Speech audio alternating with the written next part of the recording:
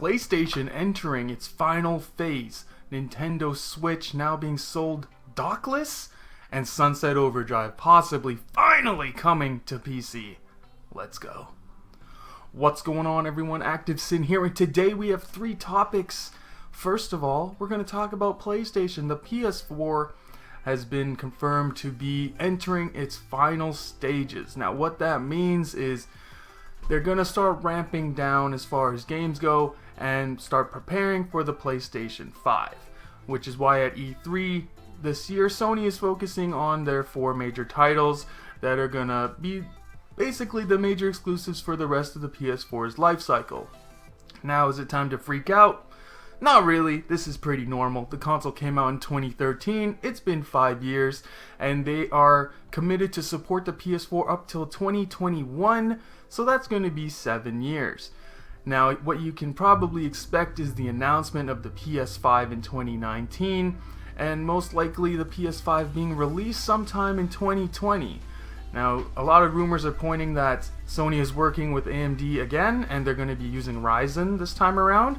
The Ryzen processors are going to give a lot of benefits to the PlayStation 5 in the future, and is really going to help out with frame rates, so we could potentially be getting a 4K 60 console, which would be really cool. Now, they said they're going to support the PS4 until 2021, and that's great. So we're still going to get whatever exclusives have been announced. I don't think we're going to see any new exclusives, but you'll still get a lot of third-party games, indie games, stuff like that, and Sony will continue to support the console in that way, and then we'll just start ramping up to the PlayStation 5. So don't worry, guys, this is normal. 5-year life cycle, and then they're starting to get ready for the next console. That is very normal. It's nothing to freak out about. You're still going to get consistent games on your PlayStation 4 until 2021. And then you can get excited for the PlayStation 5. Again, this is probably something similar that will happen to Xbox. We'll hear about that later. But let's move on to the Nintendo Switch. Have you ever thought to yourself, man, I never use this dock. I only play this thing portably.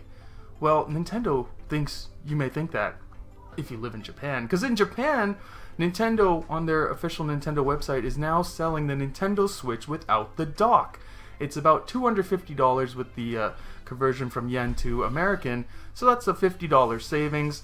So if you only play your Switch portably and you live in Japan, this might be an option for you. The only thing that's not great is they do not seem to include the power cable, much like they did with the new 3DS, so you would have to factor in the cost of a Type-C cable as well. If you buy the official Nintendo Type-C cable, I believe it's $30, which is quite expensive, but you should be able to get some sort of third-party one that is a lot cheaper. So there's no word if they're going to bring this kind of dockless Switch over to the West. If they do, I think it's a good option for people that simply just don't play with the dock. For me, it's worthless because I mostly play with the dock. But a lot of people apparently only use the Switch in handheld mode, so this will be an interesting way for Nintendo to keep the cost down, say $50, and I think a lot of people would take advantage of that if they brought it over here. So let's move on to our final topic.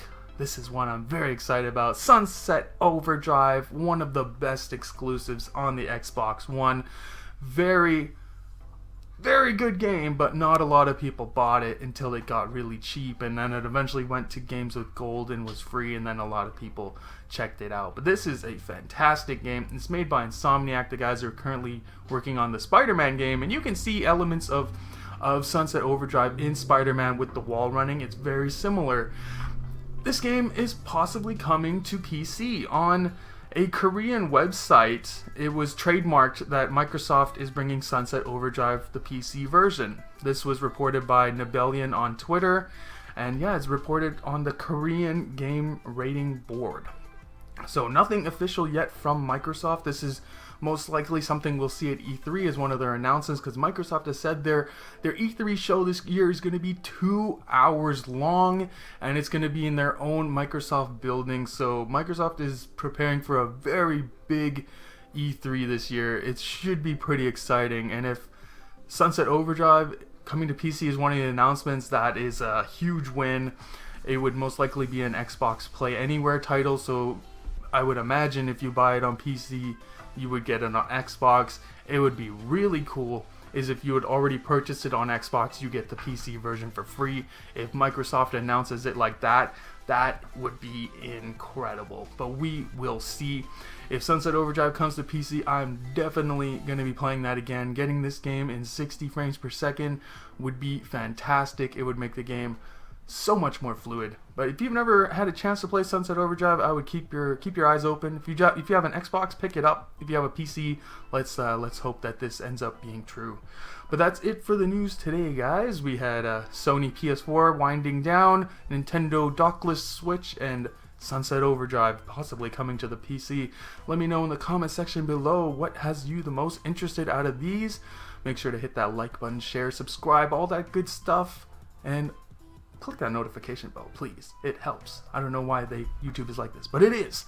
But more importantly than all of that, have a great day. Bye.